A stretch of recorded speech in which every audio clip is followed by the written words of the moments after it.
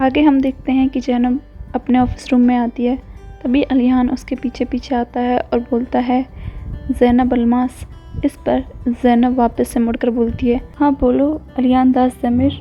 इस पर अलियान उससे बोलता है कि तुम्हें सही नहीं कर रही हो, तुम्हें क्या वही आदमी मिला है। पर ज़ैनब बोलती है कि तुम्हें क्या मतलब है, हाँ तुम अपने काम से काम रखो और मुझे काम करने दो। यह कहकर वो अपने टेबल की तरफ जाती है। पर ज़ैनब कहती है कि तुम मुझसे जलना छोड़ दो, तुम्हें क्यों जलन हो रही है। इस पर अलियान बोलता है, अरे उसमें है ही क्या ऐसा जो मैं उससे जलूँ, उसकी कोई पर्सनैलिटी नहीं है। इस पर ज़ैनब कहती है कि मैंने उससे जैसा स्ट्रॉन्गमैन आज तक नहीं देखा। वो पहला आदमी है जिसने मुझे एहसास कराया कि मैं उसके लिए कितनी स्पेशल हूँ, और उसने मेरे लिए गाना भी गाया। इस पर अलियान कहता है, ओह तो तुम उसका गाना एंजॉय कर रही थी। उससे बहस करने के बाद ज़ैनब बोलती है कि तुम जाओ, मुझे काम करने दो। इस पर फिर वो जाता है और जाते जाते बोलता है कि वो बिल्कुल भी अच्छा नहीं गाता। इस पर ज़ैनब बोलती है, वो बहुत अच्छा गाता है, तुम समझे। इस पर फिर वो जाते जाते दोबारा बोलता है कि नहीं वो बिल्कुल भी अच्छा नहीं गाता। फिर ज़ैनब अपना लैपटॉप खोलते हुए बोलती है कि इसको पता नहीं क्या पड़ी रहती है। और यिल्दिज़ इरम को मिलने के लिए बुलाती है। इरम आती है और बैठकर बोलती है कि आजकल बड़े लोगों को हम जैसे छोटे लोगों की कैसे याद आ रही है। इस पर यिल्दिज़ बोलती है, अरे यार तुम ऐसी बातें मत करो, मुझे दरअसल एक काम था। मेरा एक हार है जिसमें मेरा नाम लिखा हुआ है, वो दरअसल कमाल के घर पर रह गया। एक्चुअली जब हम बातें कर रहे थे तो गलती से मेरी गर्दन से नीचे गिर गया, पता ही नहीं चला। जब मैं घर पर आई थी तब मुझे पता चला। अगर वो ज़हरा ने देख लिया तो बड़ी प्रॉब्लम हो जाएगी, इसलिए प्लीज़ तुम वो कमाल के घर से जाकर ले आना। इस पर इरम बोलती है कि यार तुम ये कैसी हरकतें करती हो, क्या नेकलेस पे भी भला कोई अपना नाम लिखवाता है। तुम बड़े लोग ना, तुम्हें तो बड़े लोगों जैसा बनना है, तुम नॉर्मल नेकलेस क्यों नहीं पहन लेती हो, तुम खुद जाके क्यों नहीं ले आती हो। इस पर यिल्दिज़ बोलती है, यार तुम प्लीज़ समझो, अगर मैं जाऊंगी तो ज़हरा गलत समझेगी, वैसे भी वो बहुत शक्की है। पहले तो इरम मना करती है, लेकिन फिर यिल्दिज़ उससे हाथ जोड़कर रिक्वेस्ट करती है, तो आखिरकार इरम उसकी बात मान लेती है। और यिल्दिज़ फिर आलिया को मैसेज कर देती है कि काम हो गया, और फिर इरम वहाँ से चली जाती है। जब इरम बाहर जाती रहती है तभी उसकी मुलाकात वहाँ पर हकान से होती है। वो उससे झूठ बोलती है कि मैं किसी फ्रेंड से गिटार लेने के लिए जा रही हूँ, पर हकान कहता है कि मैं तुम्हारे साथ चलता हूँ।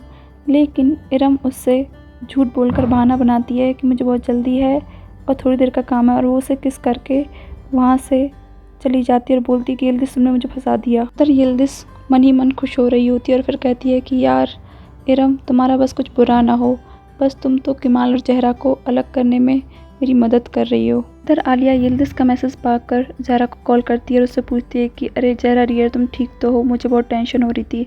इस पर वो बोलती है कि क्या हुआ। इस पर आलिया बताती है कि मैंने अभी कैफ़े में यिल्दिज़ और इरम को बातें करते हुए सुना। इरम कह रही थी कि मुझे जल्दी जाना होगा क्योंकि कमाल मेरा वेट कर रहा है। पर ज़हरा कहती है कि कमाल ऐसा इंसान नहीं है, वो मुझे धोखा नहीं दे सकता।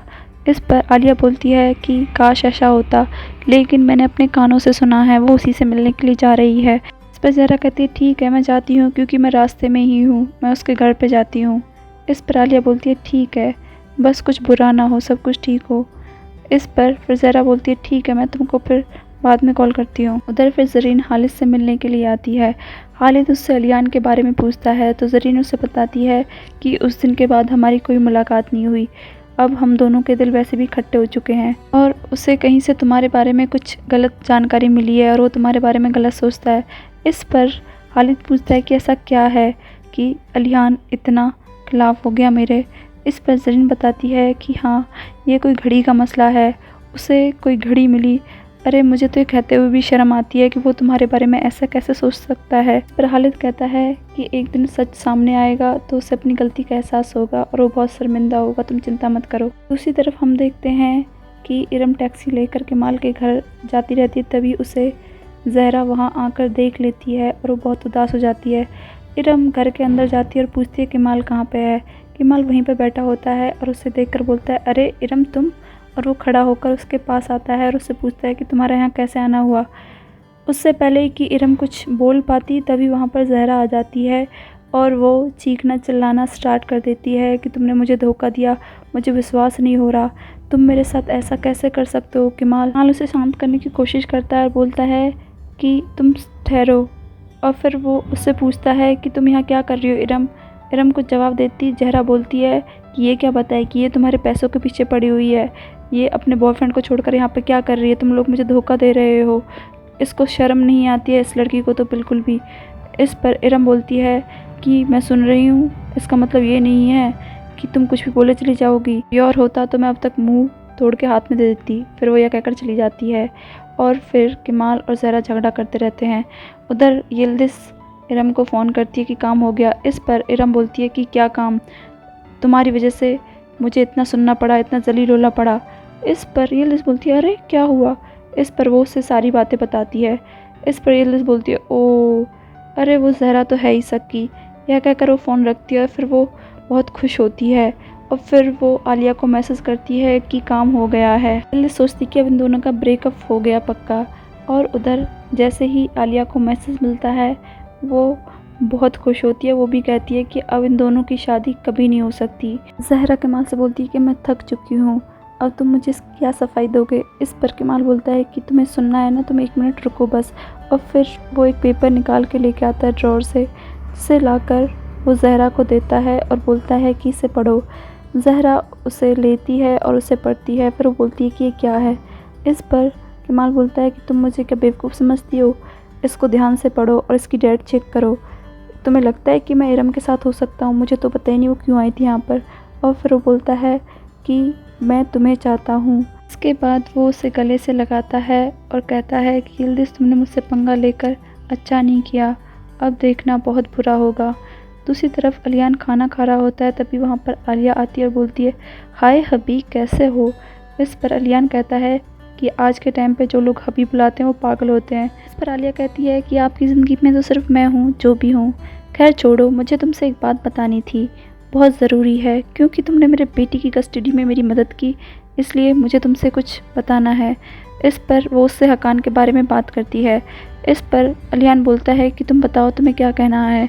इस पर वो बताती है कि इरम और कमाल का चक्कर चल रहा है, वो हकान को चीट कर रही है। इस पर अलियान कहता है कि तुमने सुबह भी ये बात की थी, वो सिर्फ दोस्त हैं, तुम्हारा दिमाग ख़राब हो गया है। इस पर आलिया बोलती है कि मेरे पास ज़हरा का फ़ोन आया था, ज़हरा से उसने झूठ बोला। जब उसने उसका पीछा किया तो उसने इरम और कमाल को उन दोनों के घर पर अकेले पकड़ा धोखा देते हुए। तुम मुझे ये बता दो कि कौन अपने दोस्त के घर पे जाने के लिए झूठ बोलता है। तभी उधर फिर हकान को दिखाते हैं, वो ज़ैनब के रूम में जाता है। वो बोलती है कि तुम्हें अलियान के बारे में कोई बात करनी है। इस पर हकान बोलता है नहीं नहीं, मैं तो सिर्फ तुम्हारे दोस्त के जैसे बात करने आया हूँ। फिर वो बोलता है कि वैसे वो तुमसे प्यार करता है। इस पर ज़ैनब बोलती है ये क्या मजाक है, इसे प्यार नहीं बोलते। इस पर हकान बोलता है खैर छोड़ो, मैं हमेशा तुम्हारे साथ हूँ। फिर वो उसे बोलता है कि आज एक मीटिंग है, मैं तुम्हें लोकेशन भेज दूँगा, तुम्हें वहाँ जाना होगा। अलियान नहीं जा सकता तो तुम को चेयरमैन होने की हैसियत से वहाँ पर जाना। पर ज़ैनब बोलती है ठीक है, और यह कहकर फिर हकान वहाँ से चला जाता है। दूसरी तरफ अलियान को आलिया की बातें खाई जाती है, तो इसके बाद वो अपने कैबिन से उठकर हकान के कैबिन में पहुंचता है, जहां पर हकान अभी अभी आया होता है। वो अलियान से बैठने के लिए बोलता है। फिर अलियान बैठता है और उससे बातें करना स्टार्ट करता है, और कुछ देर के बाद वो उसे बताता है कि इरम तुमसे धोखा दे रही है, झूठ बोल रही है, मुझे ऐसा आलिया ने बताया। इस पर हकान को बहुत झटका लगता है। पहले तो वो विश्वास नहीं करता, फिर उसे याद आता है कि आज उसने झूठ बोला था कि मैं गिटार लेने जा रही हूँ, लेकिन वो कमाल के घर पर गई होती है। वो इन बातों के बारे में सोचकर परेशान हो जाता है। उसको परेशान देखकर अलियान कहता है कि हो सकता है कि वो तुमसे सच कह रही हो कि वो म्यूज़िक स्टोर जा रही होगी, लेकिन रास्ते में उसे कमाल का फ़ोन आ गया हो और वो उससे मिलने चली गई।